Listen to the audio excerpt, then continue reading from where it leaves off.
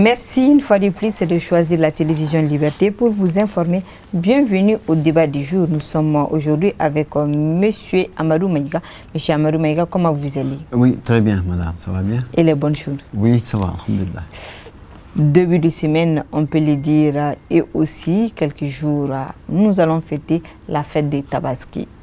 Ah oui, bien sûr, nous sommes. Vous voyez d'ailleurs que la ville est en effervescence. Depuis hier, tout ce qui est Koulibaly, tout ce qui est Guindo, les cadeaux là, tous les villageois là sont en train de partir. Et les seuls villageois qui restent, c'est nous. Nous, on va chercher peut-être à Sky aussi pour aller au village, parce que la fête au village, c'est encore plus intéressant. Ça, c'est clair. Hein? Une fois de plus, je le disais, merci à vous pour le débat du jour.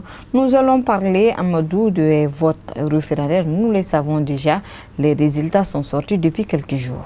Tout à fait. Le président de EJ a proclamé les résultats et je pense que, de mon point de vue, lui, il a insatisfait quand même parce que c'est sa rentrée en matière. C'est la première élection sur le processus électoral qui est en train de venir, l'élection référendaire. Bon, un pourcentage qui normalement, au Mali, je ne crois même pas si on n'a jamais atteint ce pourcentage. On l'a jamais atteint. À ma connaissance. À ma connaissance, non. Mais les gens, certains ont préféré. Oui, certains ont préféré que ça soit au moins 50. Mais disons que c'est déjà bon. Sauf que d'autres citoyens maliens, qui ne sont pas, à l'occurrence, ceux qui sont contre le référendum, en tout cas des citoyens maliens qui sont sur les réseaux sociaux, c'était même annonce, qui ne sont pas du tout d'accord. Parce que pour eux, les normes n'ont pas été respectées conformément au processus tel qu'il doit se faire. C'est-à-dire que par endroit, il n'y a pas eu de disque électoral, par endroit, il y a des zones où il n'y a pas eu d'élection complètement, il y a des zones où on a enlevé ceci. Donc ceci explique que pour eux, le référendum ne devrait même pas avoir lieu. Parce que quand la totalité, l'intégralité des territoires n'est pas sous contrôle, pour eux, ça ne doit pas se faire. Mais bref, je crois que pour EJ, c'est le chien à bois, la caravane passe. Parce que EJ a quand même envoyé ses représentants un peu partout. Je pense que EJ est à encourager parce qu'il est à ses débuts. Le président de EJ, Maître Moustapha Cissé et son équipe ont occupé le terrain. Le matériel était complet. Nulle part, personne ne s'est plaint pour dire que le matériel n'est pas là. Les listes électorales sont affichées, les assesseurs étaient là, les observateurs de la Cour constitutionnelle et d'autres organisations spécialisées dans le domaine des observations des électeurs, tous étaient là. Et bref, le résultat, on l'a connu l'autre jour, maintenant on progresse. Sauf que c'est la Cour constitutionnelle qui a le dernier mot. Parce que lui-même, il a dit à sa conférence de presse, immédiatement après, il transmet tous les résultats à la Cour constitutionnelle qui doit les proclamer. D'accord. Et ils sont toujours avec ces votes référendaires, vous l'avez dit, hein, les résultats, on a les résultats provisoires. On a vu que le oui l'a remporté sans surprise à 97% et 3%. Bon. Je ne suis pas un spécialiste, mais un journaliste, j'étais là, hein, j'ai vu comment ça s'est passé. Il y a des endroits où il n'y a pas eu l'engouement, il y a des endroits où il y en a eu, il y a des endroits où, dans le pays, selon ce qui nous revient, où il n'y a pas eu de vote. Là, on n'était pas quand même un peu partout, mais il y a des endroits où il n'y a pas eu de vote. Tout compte fait, aujourd'hui, on a un organe qui s'occupe, qui gère les élections, du début à la fin, EJ, qui a des professionnels. Au sein de EJ, je crois qu'il y a des expérimentés des élections. J'en connais qui, depuis des années, on se retrouve sur le terrain pour les élections, pas à Bamako seulement, et même sur le territoire. Mais certains sont en train d'extrapoler en disant 97% c'est trop. Parce qu'eux, ils ont vu par endroit que les gens n'étaient pas sortis. Alors, les gens n'étaient pas du tout sortis. Et mieux que ça, il y en a qui disent, en réalité, au Mali, il n'y a jamais eu un score comme celui qu'on a eu l'autre jour. On n'a jamais eu de pourcentage. Donc, comment se fait-il que EJ qui vient d'être créé, parce que l'autorité indépendante de gestion a tout le temps, des élections, a tout le temps été revendiquée par certains partis politiques.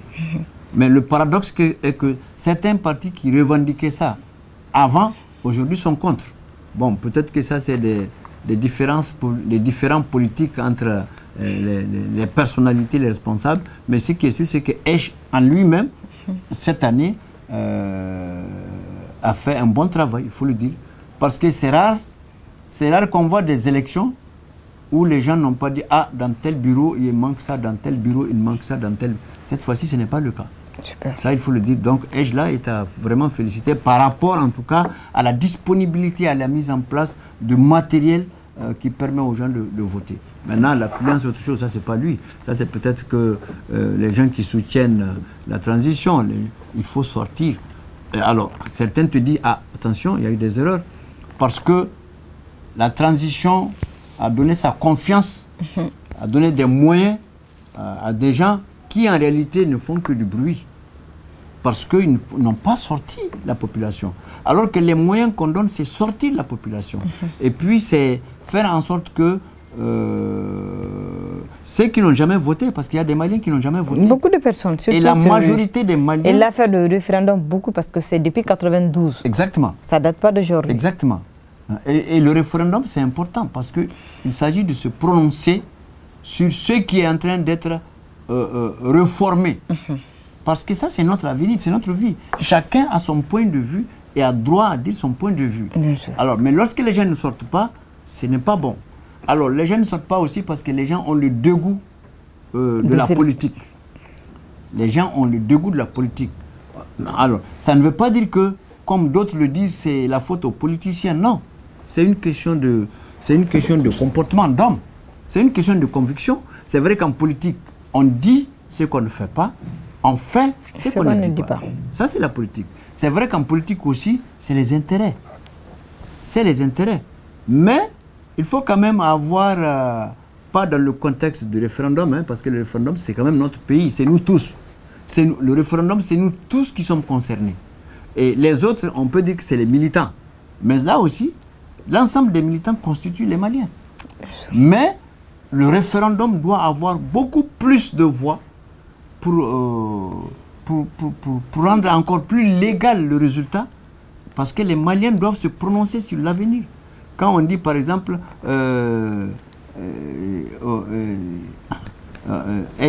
autorité indépendante de gestion des élections, il y en a qui ne sont pas d'accord pour ça.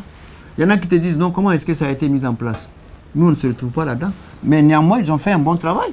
Il faut le reconnaître quand même. Il faut reconnaître qu'ils ont fait quand même un bon travail. Ça, j'ai fait un bon travail. Il faut le reconnaître. Ça veut dire que les prochaines élections, les prochaines séances, ils vont corriger les erreurs. Il n'y a rien sans erreur, mais s'il y a eu des erreurs, c'est sûr que la prochaine fois, ils vont corriger. Maintenant, la balle est dans notre camp, nous, citoyens maliens. Bien sûr. Il faut qu'on sorte. Si on veut départager, on sort. Celui qui veut gagner aussi, tu sors tout le monde. Tu donnes les moyens, tu vas convaincre.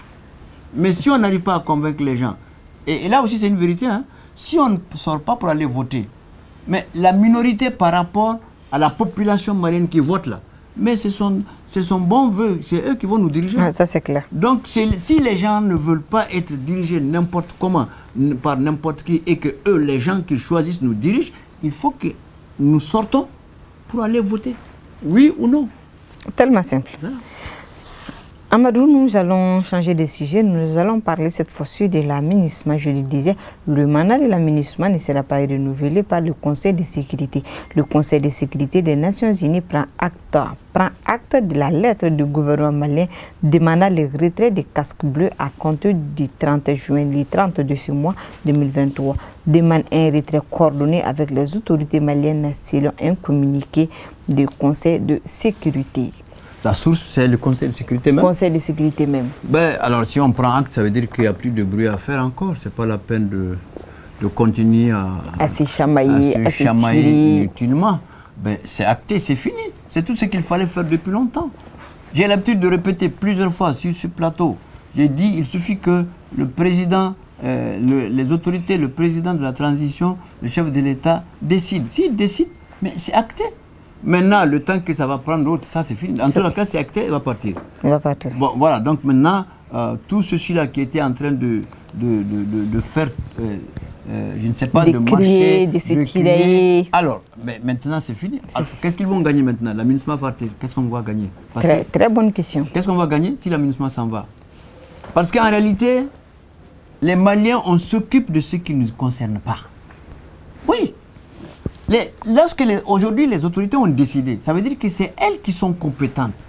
C'est elles qui savent pourquoi la MINUSMA est là, c'est elles qui savent pourquoi elles décident.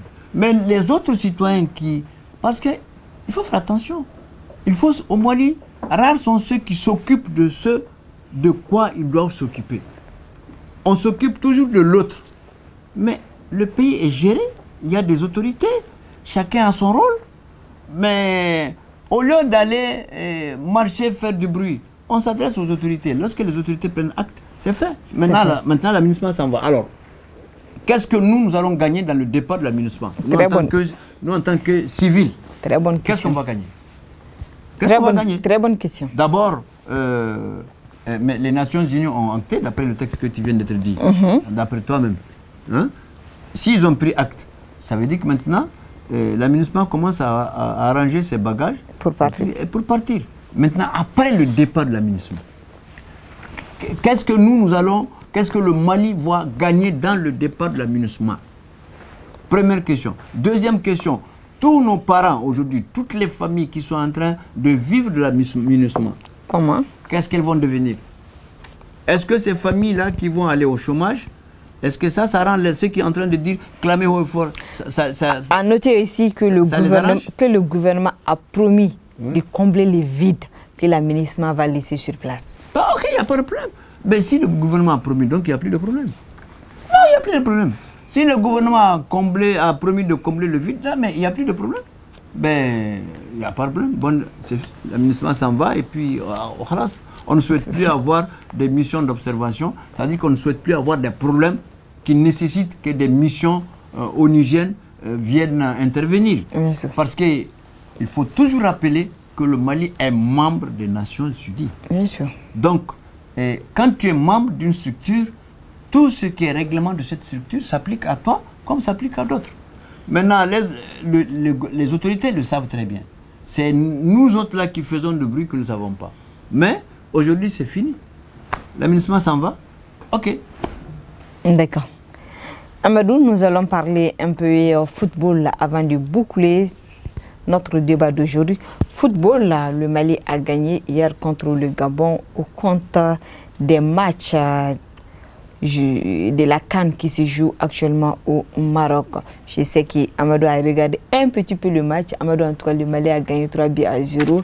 Donc, c'est une victoire qui permet au Mali de se dire qu'on va se qualifier pour les Jeux Olympiques qui va se jouer en France. Ah, mais attends, une équipe malienne en France, ça c'est l'apothéose. Parce que tous les Maliens vont sortir pour aller supporter, ça c'est sûr. Oui. Et on va faire en sorte que nous soyons là-bas aussi pour supporter le Mali. De toutes les façons, ça va être très différent de l'incivisme que nous sommes en train de suivre parmi ces cultures à l'approche de la fête. Parce que là, les Maliens vont se retrouver pour aller supporter. Et là, il faut qu'on revienne avec la coupe. Si ça se joue en France, il faut que le Mali gagne en France là-bas. Ça va se jouer en France parce que c'est les Jeux Olympiques. Restons toujours avec le football. Cette fois-ci, nous allons parler de la Fédération malienne de football, la FEMAFOOT. L'ancien président, le président sortant, Mamadou Touré Bavier, a décidé d'être candidat pour un second mandat. Ben bon, tu sais, les Touré, ça, là où il y a un truc là, ils sont toujours là. Hein. Maintenant, est-ce que, au vu de tout ce qu'il a fait, les spécialistes, moi je ne suis pas un spécialiste, mais je le vois un peu partout. Hein. Je le vois un peu partout. Ben, si vous, journalistes sportifs, c'est vous qui pouvez analyser tellement. Bon, mais est-ce qu'il a fait un bon travail? Est-ce qu'il n'a pas fait un bon travail? C'est vous qui le savez. On a eu combien de victoires? Combien de coupes? Oui, on a ramené combien de coupes? 0 coupe. Comment? 0 trophée. Son mandat de combien? Le mandat là, c'était combien? 4 ans. Ben, 4 ans, on n'a pas eu une seule coupe? Non. Et on est parti jouer quand même? Bien sûr. On n'a pas eu de coupe? Non. Bon, alors, il se base sur quoi pour renouveler alors quoi? Dites-moi, vous qui êtes spécialiste. Oui, en tout cas, à noter que Mamadou Touré Bavier a eu à faire beaucoup de choses, oui. Surtout les infrastructures. Il est en train de construire partout, dans les régions, des stades, des fédérations, des sièges. des ligues partout à Sikasso, à Mopti, à Tombouctou, partout où il y a à Gao, partout où il y a une ligue. Mamtou Touré Bavi est en train de faire quelque chose. Ah ben attends, il est en train de développer alors. Là, c'est important. Il est en train de développer mais le alors, football. même s'il n'a pas amené de coupe, quand il est en train de faire ça, c'est déjà... Il y a de quoi se présenter. Ça, c'est des résultats patents. Ah oui, parce il est en que train de ça, faire ça des permet de développer quand même le sport. Et ça c'est encore... c'est même mieux que d'apporter une coupe. On apporte une coupe alors qu'il n'y a même pas d'infrastructure. S'il y a les infrastructures pour les sportifs, les jeunes, ça, ça leur permettrait de s'entraîner, de se mettre en forme, de se préparer pour ramener des coupes. Ça, on ne peut pas amener des coupes alors qu'on n'a pas d'infrastructure. En tout cas, il est en train de travailler sur ça. Donc, nous souhaitons bonne chance à M. Mamtou Touré. Ah non, si c'est un Touré, il faut qu'il vienne me voir d'abord. Hein. Ma bénédiction compte. Hein. D'accord, je sais qu'il est en train de nous écouter maintenant. Certainement, il va venir vous voir. Ah non, parce non, si les Touré, c'est-à-dire que... Ah, non, ce sont nos neveux, les Touré. Mais je sais que chaque président, dans chaque mandat, a un programme. Bien sûr. Ça veut dire que son programme, lui, il a bien vu et il a régalé l'angle des infrastructures. Et ça, c'est une nécessité. Parce qu'on ne peut pas demander aux jeunes d'apporter des coupes lorsqu'ils n'ont pas de stade pour s'entraîner, lorsqu'ils n'ont pas de stade de conférence pour se retrouver. On ne peut pas donner... Ça c'est normal. Si c'est ce qu'il a pris comme angle, mais il n'a même pas besoin de... Il n'a qu'à venir, quand je dis bismillah, il passe. C'est tout. D'accord, nous allons parler de l'incivisme à quelques jours de la fête de Tabaski. L'incivisme, c'est à Bamako et c'est partout, surtout quand on part des routes. Mais attends, moi je pensais tout le temps là que les motos-taxis là, je pensais que c'était les Koulibaly et les cadeaux là, parce que je les voyais partir avant-hier et hier, ils sont tous partis à Ségou. Les cadeaux là, ils sont partis. Mais ce matin, ça s'est empiré. Je me dis, mais qu'est-ce qui se passe? Ils ne sont pas partis ou bien ce sont les saracolés là, les marcas là qui sont là, qu'est-ce qui se passe? Mais c'est pas possible. Aujourd'hui, les Maliens sont civiques. Hein. C'est parce que tout le monde sait que c'est la fête. Aujourd'hui, on ne s'insulte pas. Hein. Et bien, ah non, Haketo. Non, comment on dit en Bambara? Voilà, Kanadjigina. C'est la fête. Pas. Donc les gens ne m'en veulent pas. Donc aujourd'hui, les gens se demandent pardon. Les motos, les voitures, tout le monde, on se dit, ah pardon, il y a femme. Parce que nous sommes à la veille de la fête. Bien sûr. Et les autres fois, donc, on fait exprès. Parce qu'aujourd'hui, au moins, on se respecte.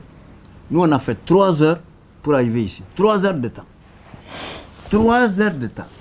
Et c'est l'occasion pour dire aux Maliens d'être très patients. Aujourd'hui, demain et même après-demain. Après-demain, d'être très patients. Nous sommes dans la mouvance de la fête et chacun est occupé par son problème. Bien sûr. Souvent, on est de la circulation, on ne voit pas. On ne voit pas. Souvent, on conduit, on n'entend pas.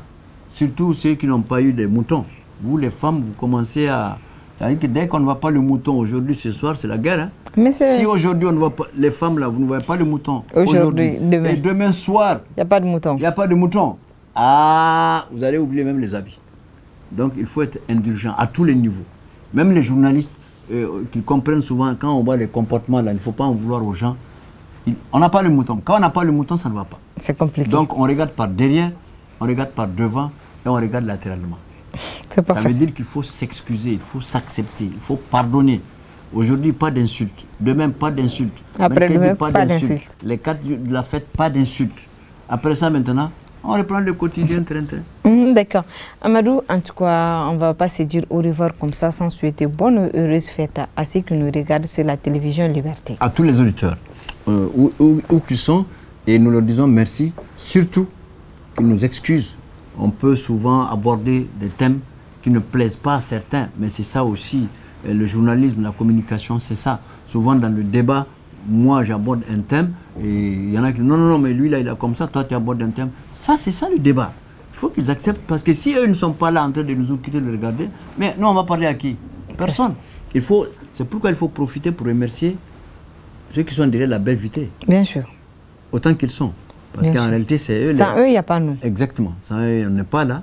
C'est vraiment eux les premiers téléspectateurs, c'est eux les premiers auditeurs. Ce sont nos complices de tous les jours. Voilà, il faut commencer par eux avant les autres auditeurs. En tout cas, nous souhaitons une bonne et heureuse fête à tous ceux qui nous regardent sur la télévision Liberté. On va faire la sanchaya, ala ka minako, ala ko lu bela jenwa, ala ka garzigo, ala ko olufoni, ala ka Antonio Goyen, et que vous continuez tout le temps à regarder la télévision Liberté, car la télévision Liberté, c'est votre télévision. À Kambé.